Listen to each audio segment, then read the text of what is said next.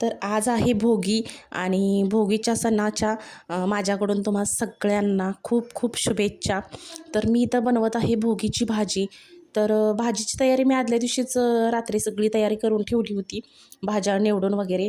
तर तेलामध्ये कांदा घातला, जिरं मोहरीची फोडणी दिली आधी आणि नंतर बारीक चिरलेला कांदा घातला आणि खोबरं, लसूण, जिरा आणि पांढरं तीळ ह्याचं वाटण तयार करून घेतलं होतं, ते सुद्धा घातलं.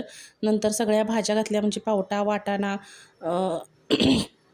तर फ्लावर, हरभरा आणि हे सगळं मिक्स करून घेतलं. इथं चवीपुरतं मीठसुद्धा इथं घालून घेतलं मी ह्या भाज्यांमध्ये.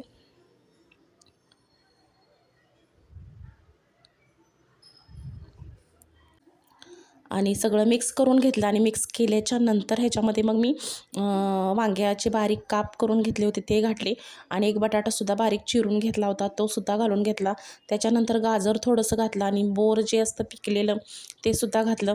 त्याचनंतर शेवटी मग इथं चाकवताची जी भाजी आहे ती कट करून घातली आणि हे सगळं ज्या भाज्या आहेत त्या मिक्स करून घेतल्या.